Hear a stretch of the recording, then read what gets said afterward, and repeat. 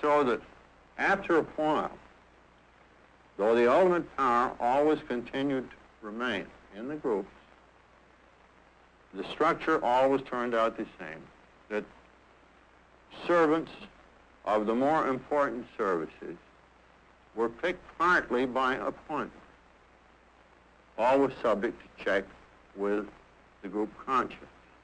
And in that way, we could get people who were required to do the particular jobs, had the skills, people of excellence for the position. And that's how the structure evolved. Now, parallel to all this, and in fact commencing before it, we had a similar structure for world service down here. That finally evolved, although this took many years to complete it. Many AAs will remember that in 1938 we incorporated something called the Alcoholic Foundation.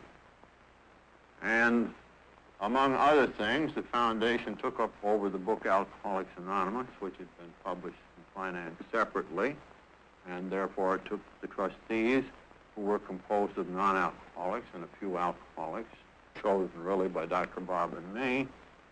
They took over the title to our literature, and we opened a little office. And when the Saturday Post piece came on with all this great flood of inquiries, we cleared most of them.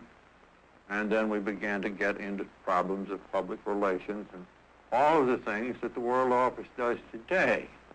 And these were all, without exception, chores that could not be performed in many locations. There had to be some had their tail to literature. There had to be some place and somehow of a lot of other services. You could, there had to be some head and tail to public relations. Policies had to be devised and all this sort of thing. Well, for many years, I suppose partly because Bob and I had set it up that way back in '38, before there were any intergroups, this thing refused, at this end, here in New York, refused to evolve. Partly because it was felt that since the groups were having such a hard time to even have a clubhouse without a furor, or to manage their simple affairs, how could we possibly bring traditions to bear on this situation down here? The operation had been very successful. Our friends in a majority on the board, non-alcoholics, as a protection to the vagaries of people like Dr. Bob and me and other alcoholic trustees. Well, this was all in the pot. So what would we do? It took from 1945, just after the tradition came out, to 1951 to persuade everybody concerned that as an experiment, a conference of delegates should be called, at least from the United States and Canada, properly weighted according to population in each locality, to come down here and to take a look at these services, which we who had been running them all these years felt had been invaluable to AA and might have been accountable for 1/2 of our growth and a great deal of unity. So this is how the group conscience came into being. And this is what we mean by AA's trusted servant. Special people selected for their special abilities, but never people who shall govern. Now we come to Tradition 3, dealing with this very important matter of membership. We alcoholics have been an ostracized people. Sometimes we have been actual prisoners of society. At all times we have been prisoners of ourselves, you might say. So when AA proffers its hand to the alcoholic, what does the alcoholic want? He wants freedom. He wants to belong. So therefore, we have tried to reduce every possible resistance that he might have. He is generally sore at religion. He is sore at medicine. He is sore at society. Perhaps perhaps at a distance, he has heard that AA is another religious organization and complains that the missions did him in and made him worse. So when he arrives and finds that it is a fact that AA's only requirement for membership is a desire to stop drinking, his relief is immense.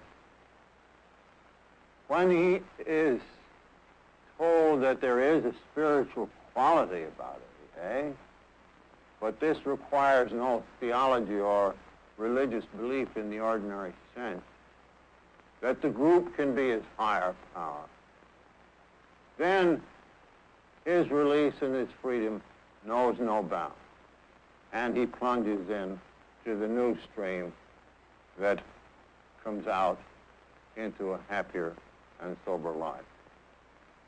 So therefore, we should keep this door wide open. We cannot put any strictures, and we bind ourselves not to, upon it. We cannot compel the new man to believe anything, to pay anything, to do anything. We actually invite him to disagree with everything we say. And still, if he wishes to stay around, he's an AA if he says so.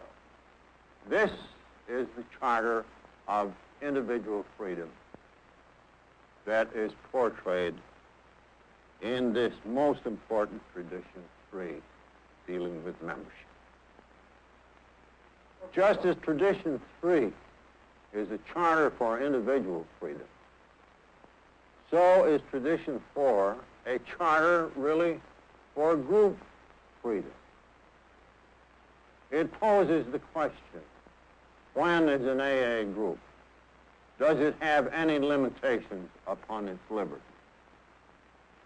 And we say no. Each AA group, like the individual, has a right to be wrong. The only thing that we ask, but do not demand, of a group trying for sobriety, who wish to call themselves AA, is that they do not publicly mingle the AA name with some other enterprise. Quite obviously, nobody would be very interested, and it would be a great brewer of trouble were we to talk about Protestant groups and Catholic groups and Republican groups and communist AA groups. This would be absurd and troublemaking on the face of it. So long as their primary purpose is directed towards sobriety and they don't get us married to anyone else, this is our only requirement. Otherwise, they can have it just the way they want it. And the group itself, you must remember from tradition 2, is the ultimate seat of authority for the whole movement. So that even in a town meeting democracy, the strictures upon such bodies are much greater than they are upon an AA group.